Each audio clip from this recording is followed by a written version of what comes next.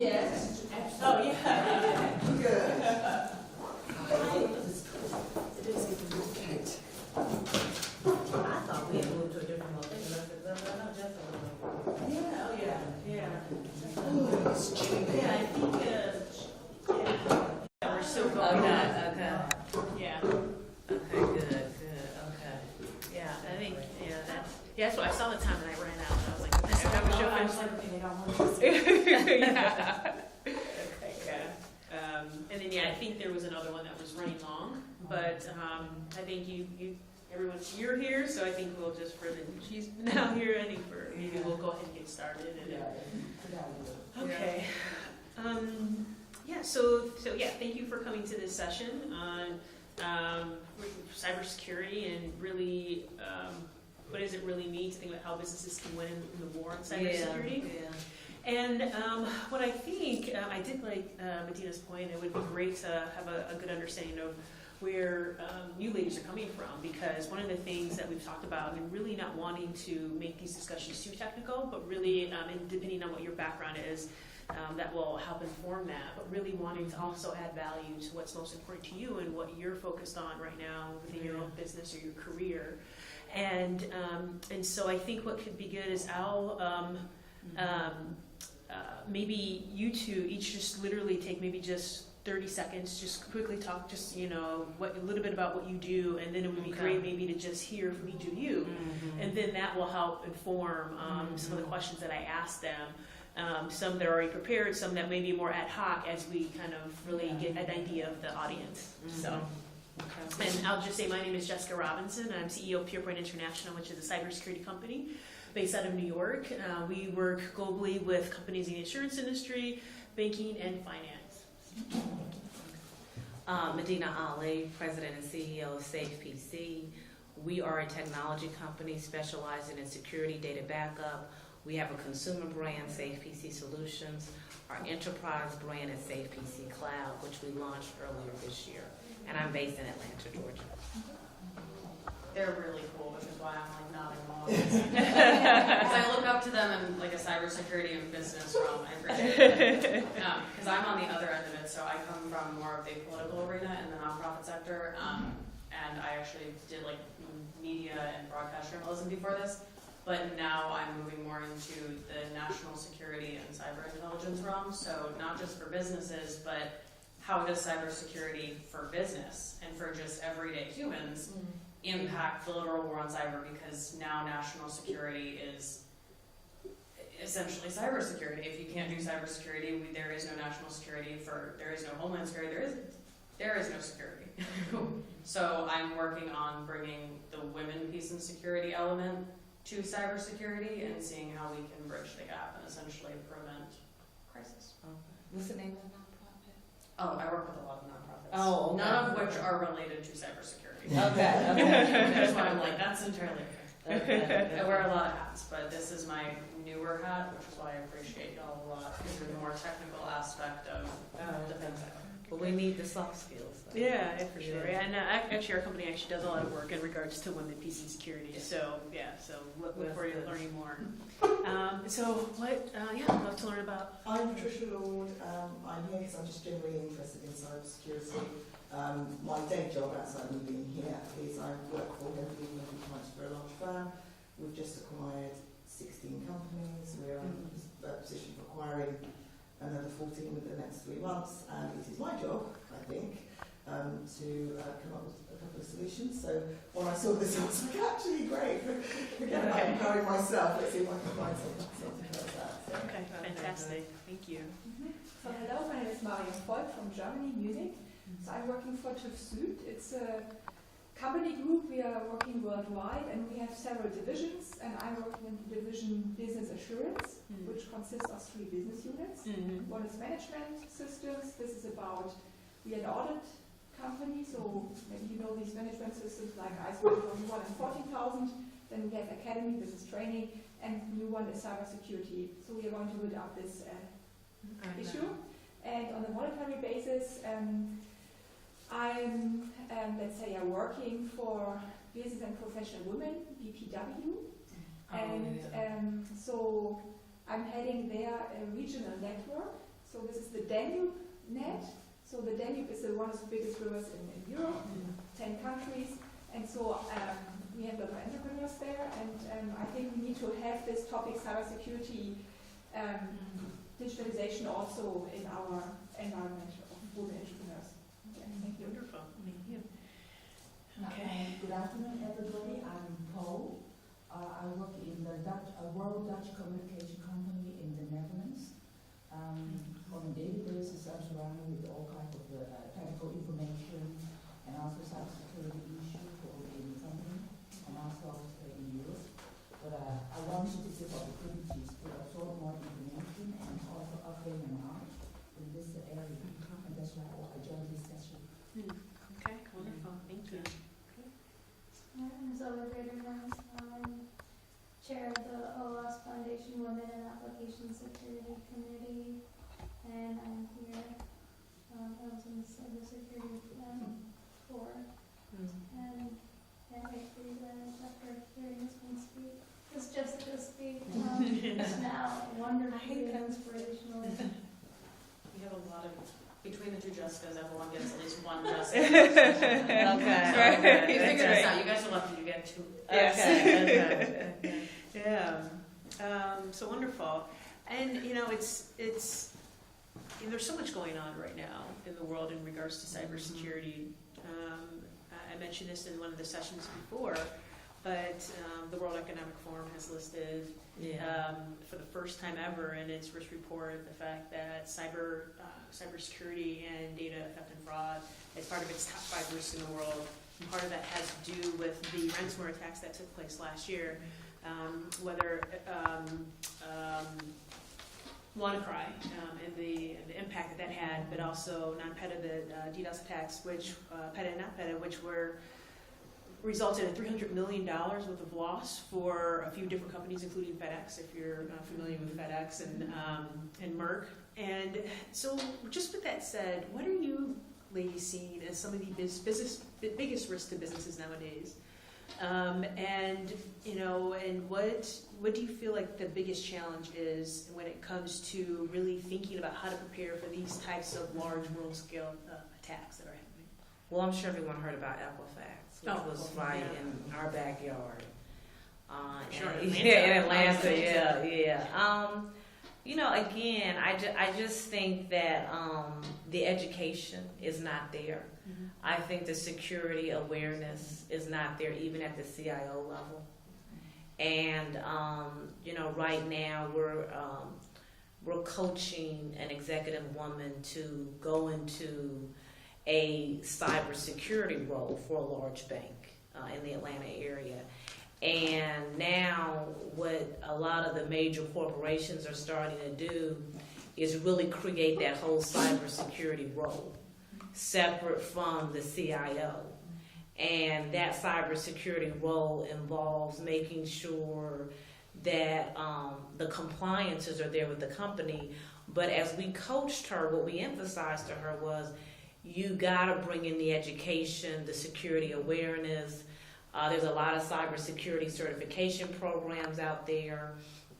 And the other thing, too, I think banks and financial institutions need to offer, a webinar educational tools to their consumers in terms of how they can protect their debit, their PIN card, their information as well.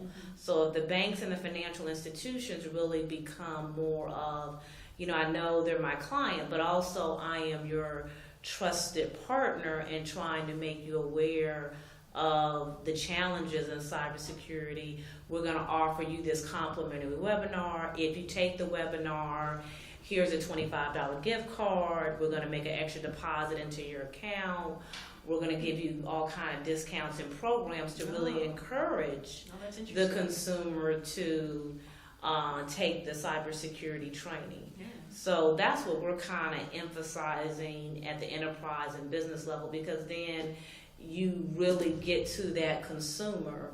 And I think it's important that financial institutions, insurance companies, banks begin taking more of a leadership strategic role rather than sitting behind the wall at board meetings, at strategic planning meetings of what are we going to do. Because it's not a matter of how it's going to happen. It's more a matter of when it's going to happen and how are we going to handle it, how are we going to mitigate the risk.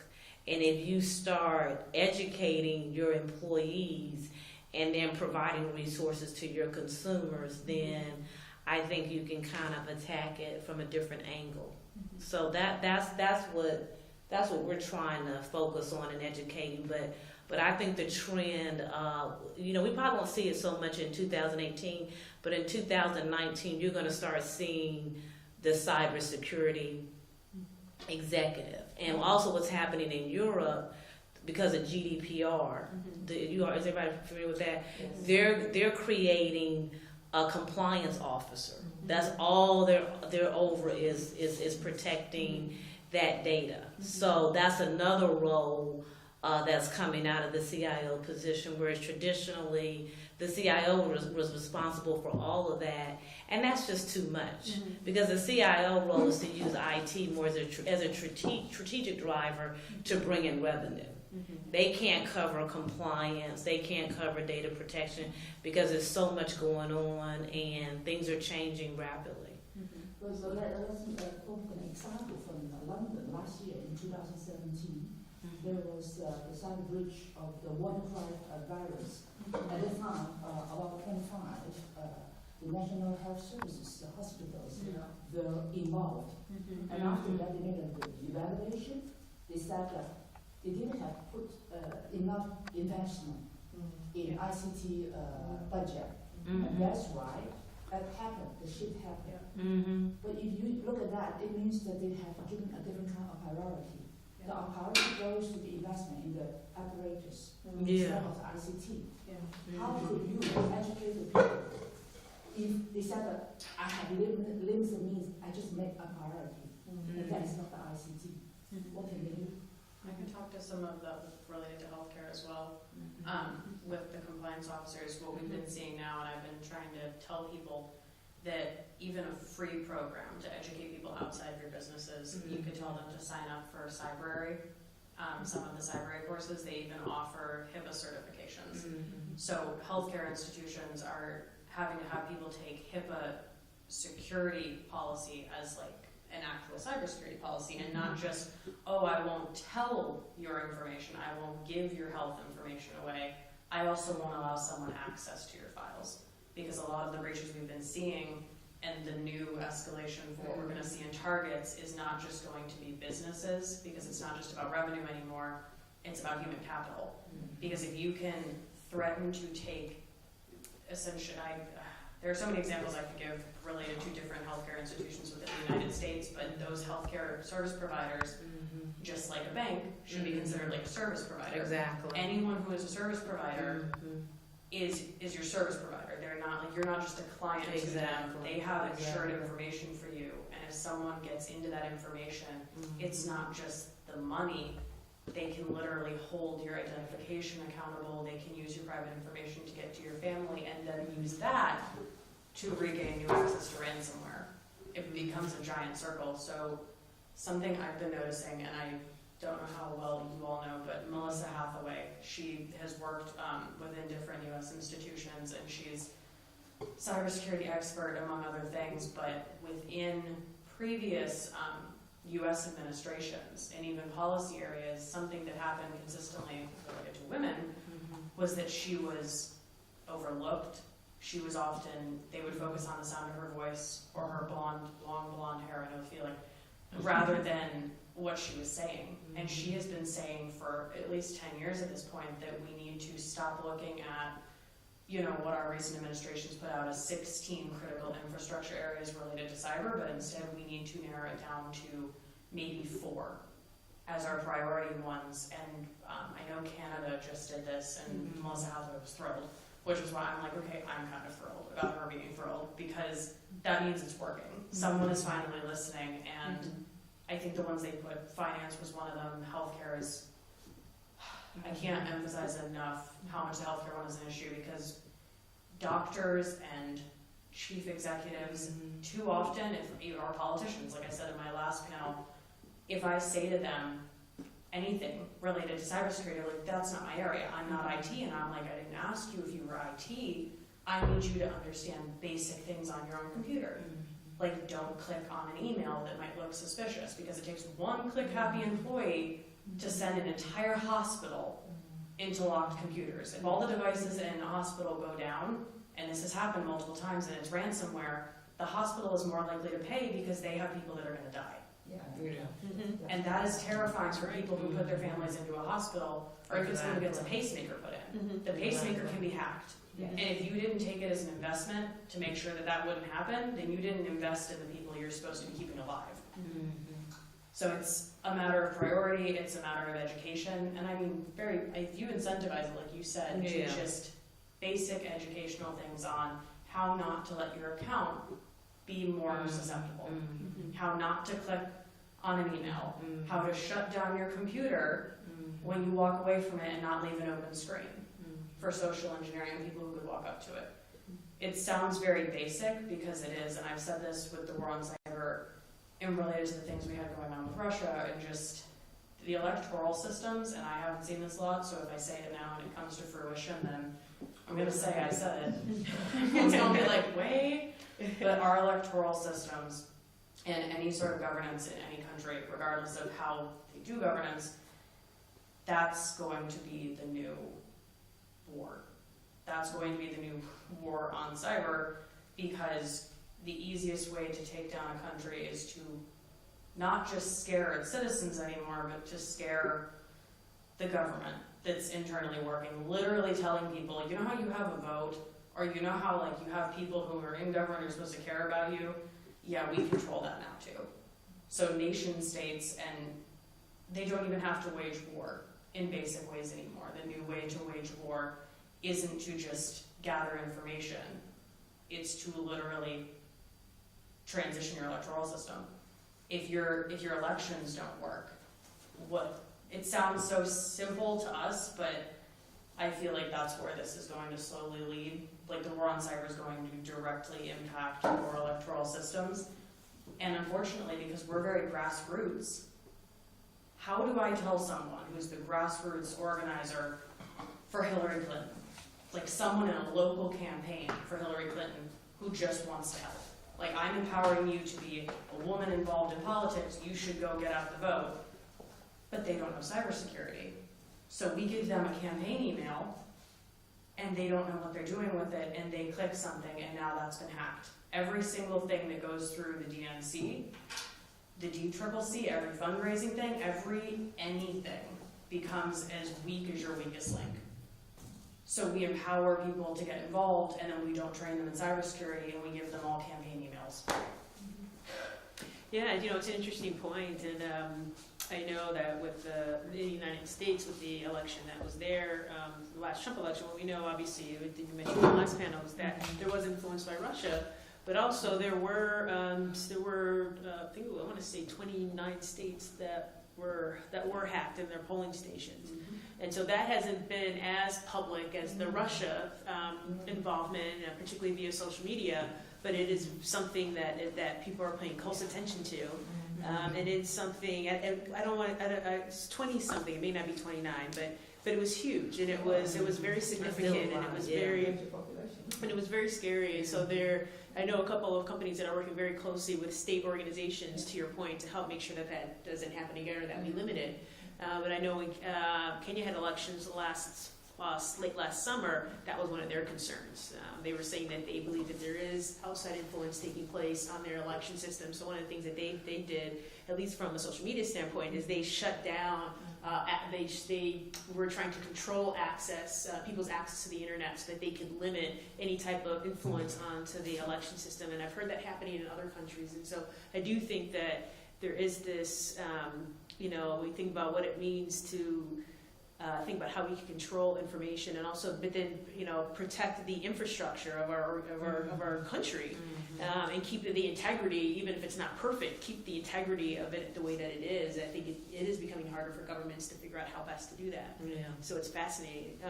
They have a lot of investment in maintaining the integrity of the infrastructure, and also there is a competition of your talents. How many times do you have in the U.S.? How many times do they have in Russia? And how many times in the rest of the world?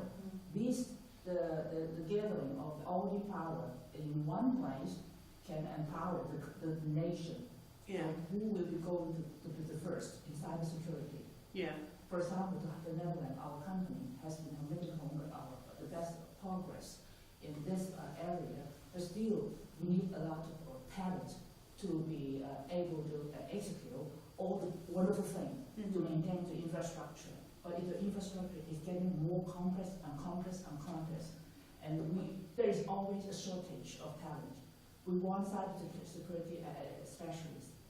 I remember 2 years ago, I tried to arrange some Chinese people to meet the CEO of a company in the cybersecurity area. But they said that no, I need the minimum profile of the person to be PhD. Minimum. Minimum. So you expect a lot from this person, from the maximum. The person who went to the interview had 2 master's degree, but he was turned down. He said, no, Paul, I want somebody to do the minimum, but how many talent do we have? Yeah. The more you have the power. Yeah. No, you're definitely right about that, and I think it's a really, really great point about what does the intellectual capital of the country have when it comes to this. And it is really important. This is never enough. We still want to have more the ethical hackers to be in our service. It's never enough. Yeah. It's because we don't have enough women, and we really. I've said this before because the one thing I said this in my last panel. The one thing I never had access to as a kid was technology. I didn't have a computer until I was in college, and I didn't have a smartphone until after I'd already graduated from college.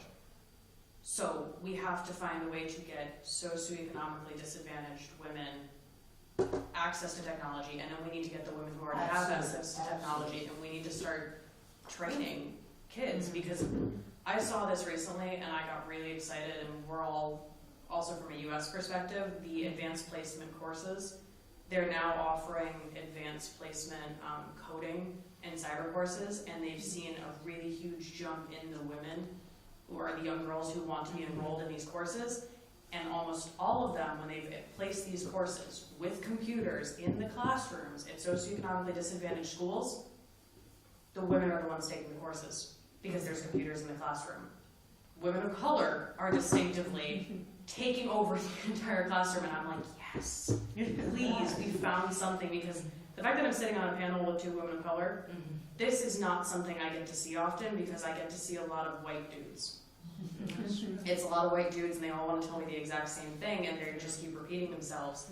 But when you get women and women from diverse backgrounds trained, we don't even have an issue of not having enough talent. I think we would have more than enough. But unfortunately in the US, among other places, it's still a male-dominated field. So what I see in this type of situation is the most of the people, ethical hackers in our company are male. There's only 1 or 2 are female. This is not imbalanced, but it's unfortunate that a lot of applicants are men. So where are the women? We still need to have another approach to cybersecurity policy, and then maybe contribute to their well-being in the future, to one way or another. But where are the women? So can I ask the panel, based on that, how are you finding being in business where A, it's quite well dominated, there must be quite sexist, and B, being a woman of colour in such a male-dominated, we would say white Anglo-Saxon Protestant environment. So how do you operate? Well, I kind of came in it through by way of an accident, because my training is actually in applied economics and international business. And I ended up going to work for a telecommunications company, and then after that I went to go work for PwC. So I kind of feel like if I had went into math, science, or engineering, I probably would have gotten discouraged, because it just looks really bleak. I mean, there's hardly no women.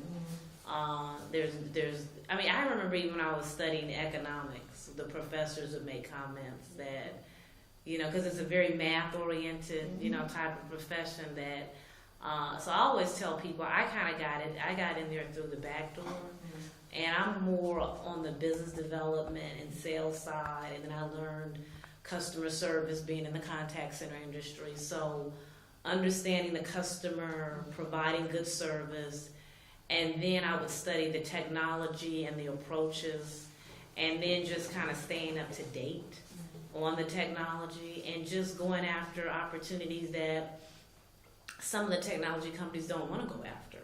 You know, we started doing stuff with ransomware and data recovery and data backup.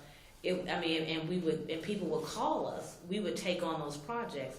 Some of the technology companies would not take on the projects. And then also, people don't know that my company is necessarily owned by an African American woman. They just don't. You know, when you go to our websites, you know, I'm not, you know, showing my picture and, you know, doing all of that. I'm not, you know, I'm not even advertising that I'm a woman minority-owned business, you know, and I haven't even gotten certified either. And sometimes I go back and forth and I debate as well. But I always tell people I kind of got in through the back door, and but I'll be the first to tell you that when I see, you know, young millennials like Zoe, I mean, I really admire them because they are still pioneers. I mean, I'm sure she was in a lot of classes where she was one of few, and they don't really embrace, you know, brilliance at all. I mean, you know, I mentor a couple of girls today, and they go through a lot still. I mean, they're 12, 13 years old, they're coding. In Atlanta, we have a robotics team, one of the youngest ones in the nation, and they're doing very, very well, but they're in a very nurtured environment, you know, but it's still like when they go to their tournaments, they're still the only group there competing, you know. So it's definitely an uphill battle, but I always tell people that, you know, you just have to, you still have to just kind of pioneer, because that's where the job growth is. I mean, it's here now, and I see it being like that for the next 20 years. Is gonna be. I mean, and right now, I think how many people we need? We need about 2 million people. Yeah, we need about 2 million people in the U.S. alone in cybersecurity, and we don't have enough resources. And now that we have a policy where we're not embracing immigrants, and we're so heavily dependent on immigrants for technology. So we're even taking a further backdoor step, because we're so heavily dependent on the immigrant population for technology, and we're not producing enough math, science, and engineering. So that's happened to us in the UK. Yeah, with Brexit and So a lot of our Eastern European community have gone home, and in 2016 I was working within the National Health System, and so there was grumblings of Brexit, and I'm still in contact with the medical director there, and when we met a couple of months ago, he said to me, you know, because I said, you know, there's always a running joke about how many nurses we're looking for, and on average, at the hospital that I was working at, that was the 7th largest hospital in the UK, it was about 2,000 nurses, and after Brexit, we're closer to 5,000 nurses. Oh, I'm sure, exactly. So because people are just like, Germany's been absolutely fantastic, because they've been coming to the UK, some great recruitment campaigns, like, they don't want you, we do! Yeah. So we've lost a lot of really good Eastern European and Southern European nurses to Germany and Austria, who are you know, really ramped up. Really ramping up, paying what they deserve to be paid. Wow. So it's absolutely huge. And now the visa situation has changed in the UK with regards to Indian workers that would come over for the IT industry. And apparently they're all going to New Zealand. Australia, it really is. Same things happen in the U.S. as well. Normally, you know, we had a huge H-1 visa program for the Indian population, but now some of the younger generation are saying, hey, it's better we go to Australia or New Zealand, because right now there's just so much uncertainty in the U.S. Yeah. with the current administration. It's fascinating. I'll share. It's interesting. I so loved hearing your story, because my story is different from yours, and I was one of those kids where I knew that I wanted to do this growing up, and my parents were great about putting me into engineering camps. And the influences for me were, of course, reading Nancy Drew as a kid. It's kind of seeing this female figure. And then also seeing Matthew Broderick in War Games. So I don't know if you're familiar with that movie. Okay, yeah. So in this movie, Matthew Broderick plays a hacker. He's in high school. And so it was great to see him do this. And it was an interesting movie. And so I thought, I want to do that. So I went to undergrad, and I went to a school that was one of the top 3, and I think it still is in the country, for law enforcement and security. So it was law and security program, and then I double majored in computer science. But I learned in my first program, in my first class, that computer science was a bit different than engineering courses and that I had taken as a kid. And I found that I struggled in it. But I wanted to do this. I was committed. And I started to get tutoring, and there was a young white male student that was tutoring me, and he said, you know what, if you don't understand this, you're probably never going to understand it. Wow. And I thought, maybe he's right. So that sounds so expected of him. right. Yeah. So I dropped the class. I didn't drop the class, but I dropped the major. And I thought, well, maybe I just can't do this. And right from that moment, there was a block that maybe I just not good at this.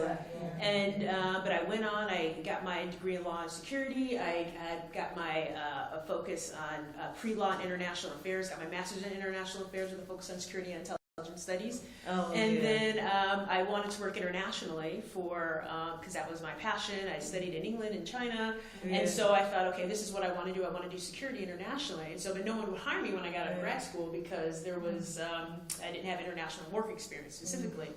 And so I ended up working for a top 50 company, and at first I was kind of like, oh, I didn't want to work there because I thought it would be boring, but I ended up loving it. And I thought that I would work for the government or work for a nonprofit.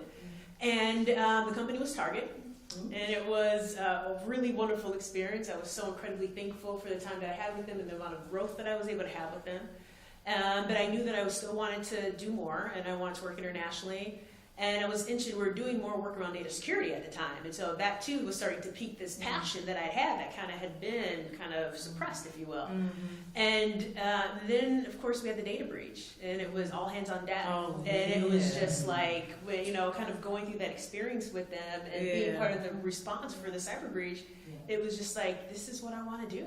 I want to work at the intersection of physical security, cybersecurity, which is what I had always wanted to do, and also international. I work internationally, and so I started before that I was applying for jobs, international jobs again, because again I had this peak of just working internationally, and then no one would hire me because I didn't have international work experience, and I just thought, well, I'm not going to go through this again. So I just said, I'm going to create the job that I want. I'm going to create the company that I want to work for. And that's what I did. So I created PurePoint International. And so I do work at the intersection of cybersecurity, working on really interesting cases, working with women, and I work with businesses. And so it's allowed me an opportunity to do travel and, really focus on continuing to grow the business. And for me, talking about this role that women take kind of through this education cycle of wanting to get into STEM-related programs, I definitely understand where there's that point, where there's that passion, but then why we see the dip. And because that was part of my experience, my story.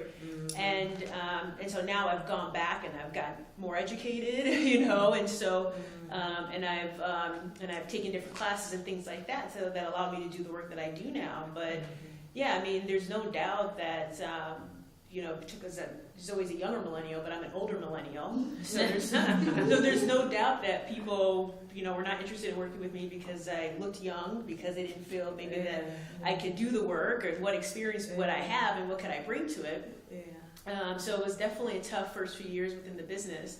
But when people start seeing you enough, you start to build Yeah, credibility. You start to exactly. have, certain Mhm. wins that you're sharing, Mhm. and so and from there, it's it's sharing that, and Yeah. and then people start to come back, and then I find though that the people that hire me are people who are diverse in their thinking Mhm. at the C-suite level, or Yeah. they're women.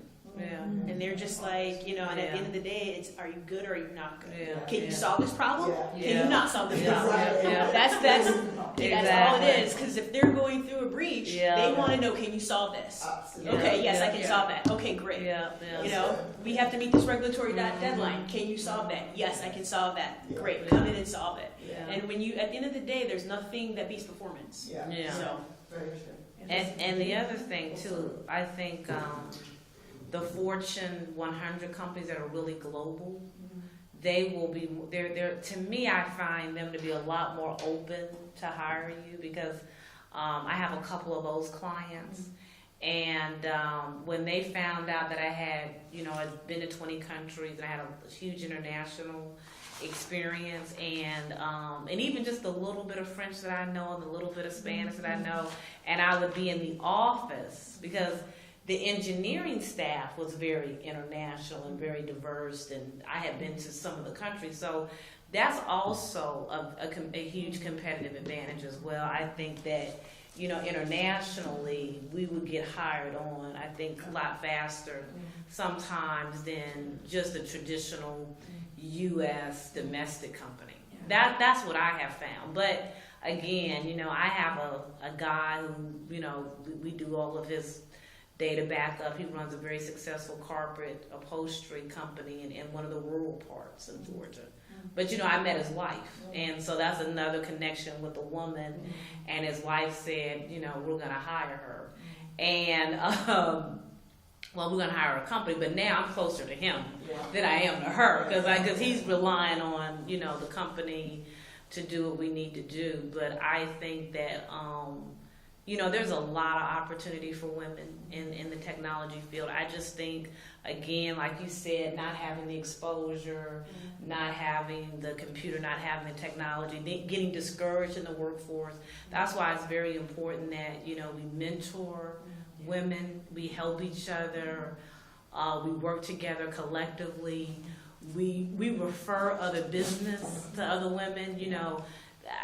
Men do a better job than we do. And let me tell you, and you'll be surprised. You'll have a man in a position not that competent, but he's there because his buddies have put him there. Absolutely. And as women, we have to work a lot more collectively at supporting each other in terms of their businesses and referring out and just really seeing how we can grow together, because a lot of times, I have just, like, for me to come in this industry only for a few years and grow the way I've been able to grow, a lot of it was because the company just did not have the competencies that we had. But I felt like I had to have everything because I was a woman. To compete, yeah. So we got all the certifications. I hired the best people. I paid them top dollar. I did whatever I felt like I had to do because, okay, I know I'm going to have to compete harder as a woman. But let me tell you, a lot of it was because the men just were not that good. And because a couple of times they told me, it says, when you came in here and did what we just knew, they didn't really know that much. And I thought, well, maybe they're just bringing us in just to try or slash, okay, we have a woman vendor. But it was really because we were the better vendor than the existing vendor. And so that's the kind of companies we want to build. Because then it doesn't matter at the end of the day. They're like, hey, we just want safe PC. It doesn't matter who's really behind it or running the company. And Jessica, what was your struggle? A lot of them. But yeah, I actually wanted to be a mathematician. I did not intend to go into politics or anything else. I run for elections because I like fixing things and serving in office, but not the actual politics of it. But no, I wanted to be a mathematician and not necessarily computers, but I was really interested in robotics. Not necessarily the cyber element, but robotics. So I had consistently competed at the local and state and national level in math competitions and robotics competitions and everything else. but in almost every setting, I was usually the only female. And it got to a point where during middle school and high school years, I actually got assaulted in a math competition and couldn't do anything about it because there were no other women or girls to really help me out. And it was just guys backing each other up the same way they do in actual business. So by the time I got to college, I actually I had a lot of interests, as I still do, but one of the specific things I was still interested in trying to start studying was engineering. And I was at one of the best engineering programs that's at a state level, so I was like, okay, this is going to be great. And I was in the honors program, so I figured this is going to be navigatable, I can figure this out. And then I saw the entire engineering group essentially stand up in the programming team, and it was all guys.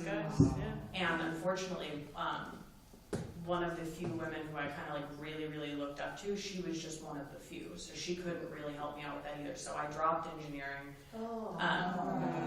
It's not completely gone, y'all. I came back to cybersecurity. It's all still happening. We're okay. Still. But yeah, so But this happens a lot, though. This is so common. Yeah, this is very, very common. Yeah, this is. It's the usual. You hear it from everyone. Exactly. Yeah. So not only 1 out of 5 will make it through an engineering program as a woman. Absolutely disgusting. Yeah. It's despicable, and we've noticed that it's even with the teachers. When you have a lot of male teachers, they will distinctively say to females in the room, any woman in the room, anyone who's female, anyone, Lord, you two making it through, thank goodness of anything now. But if they talk to you like you're incompetent. Exactly. Even though you are usually more competent than everyone else in the room, it's like any other industry or setting. So something I've been doing, in addition to building networks of women, and just proving like, oh my gosh, there's 100 of us who are really talented compared to 2 of you who are not. Who do you think they're gonna hire? But it also works if you find men who really, really hate what's happening. Yeah. And I have found them. The reason I majored in political science was because I had one male professor who pulled me aside and was like, so you're going to end up being the president, or you're going to at least draft policy, and you're not going to tell me you're not majoring in this, you're not leaving the room until you sit down and look at this paper. And I was like, excuse me?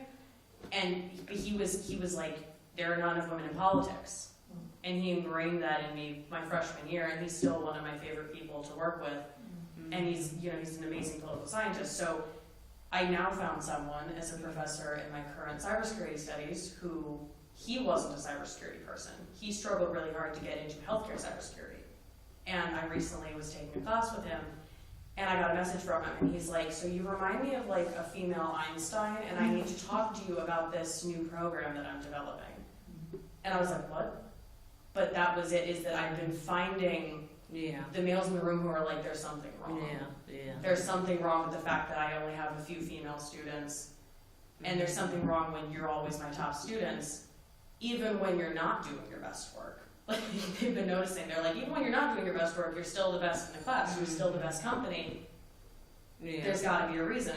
Oh my gosh, it's because you're really talented.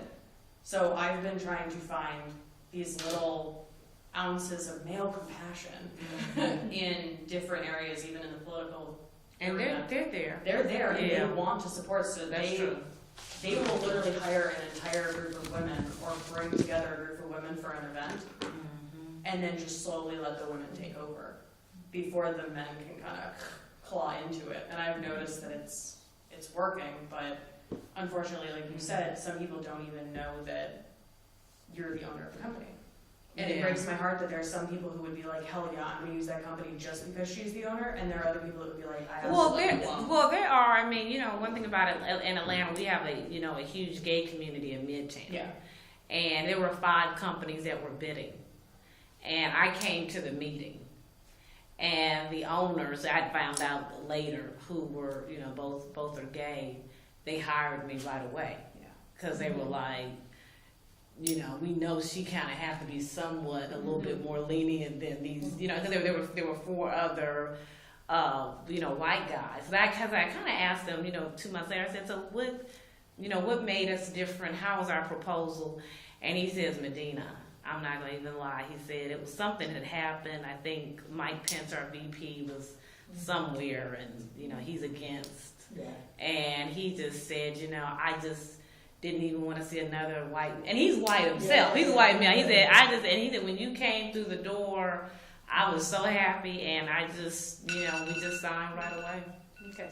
There's my timer on the panel. Making sure you see that point. But but thank you so much for asking that question, because it's always so wonderful to hear other women's stories. And, and I find that some of the common themes there's a great documentary called Debugging the Code. Yeah. So, yes, and it's an amazing documentary that does talk about what happens when women have this, young women have this passion for technology, and then they have some sort of experience at the college level, which then causes them to leave. And so, honestly, I'm stuck on If it. everyone has not seen Black Panther and you have a way to see it, please do. Oh, because yeah. I've seen it The 2 times. first Disney princess that is a technology, coding, cybersecurity Yeah, is a 16-year-old woman of color, and I am ready to see every woman see that and be like, oh my gosh, that's It gonna be is. me. It is. But my I've seen it husband has twice. seen it, last week. yeah. Yes. It's not very brave. Yeah.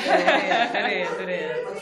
It's great. All over her right now. Yeah, she's from the UK, right? The actress. she's Yeah. all over. Yeah. Her eyes when you hear it.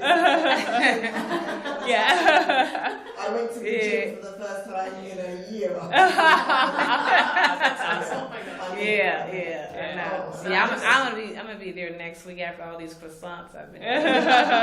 But they're the best here in Europe because they're fresh every morning and.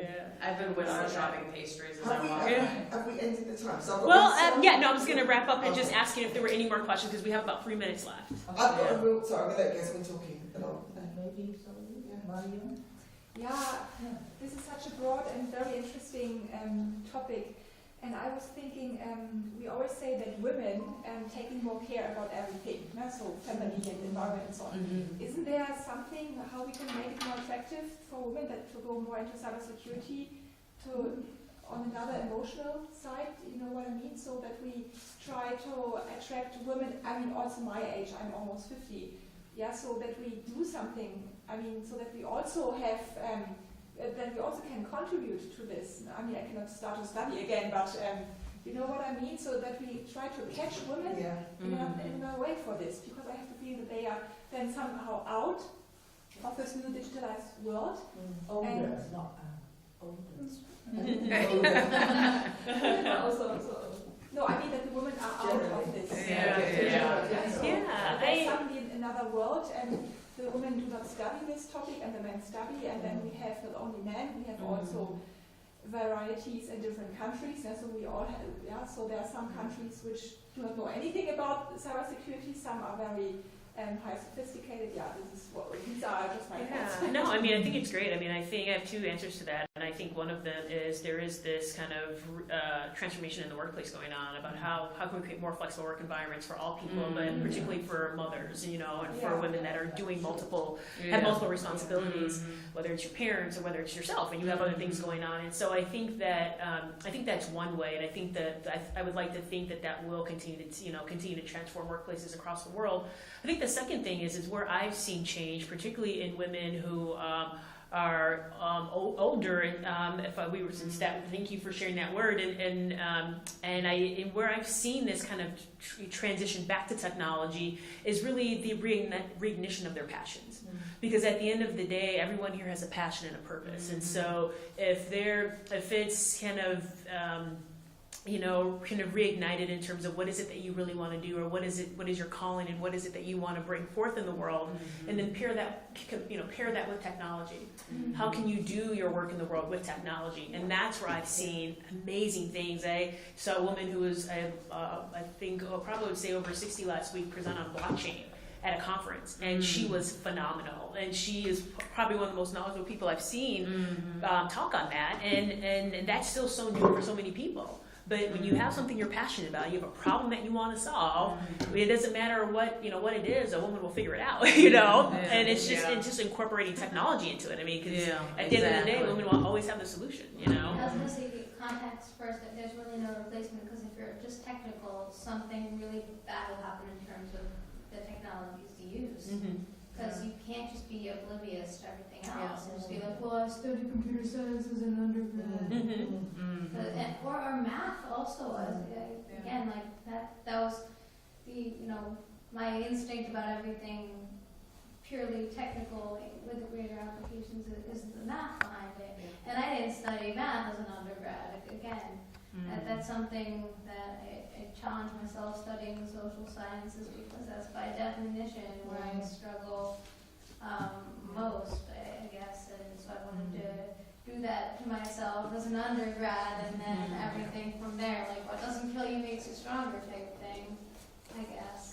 I think it brings like a human element to it. Like you said, when women have something they want to solve, I've seen a lot of male computer scientists who Come don't, on in. they Yeah, don't so have it's- that emotional yeah. aspect of what they want to solve. Yeah. Yeah. And I think that that's what I've seen. I think that that'll probably That's what got continue me to be back. the. Yeah, I mean, It's same scary. here. I mean, it got me back in. Yeah, and I had the exact same experience. I didn't have a connection with my teacher, and so that's just why I was going to the tutor, and it was just, I walked in, there was no one that looked like me, and so I mean, and so, and I think too, I see women, if they're also creating communities. So before I was here, I was at, which is just, the past week has just been phenomenal. I was at Black Women Talk Tech in New York City, then I was at Lesbian 2 Tech plus Allies in San Francisco, and then now I'm here. So it's one of these things where in the past week I've been at 3 different tech conferences, all focused on women. Yeah, And it's which just, is very rare, because, we had to all kind of come here to meet each other. exactly. And it's good to see so many. Yeah. Well, thank you. I can talk to you. Yeah, I'm definitely. actually speaking on another panel right now. Oh, right. Yeah, just let us flat out. Actually, don't have to leave the room. So that we can Yeah, I know. It was fantastic. And if you all want my business card, I can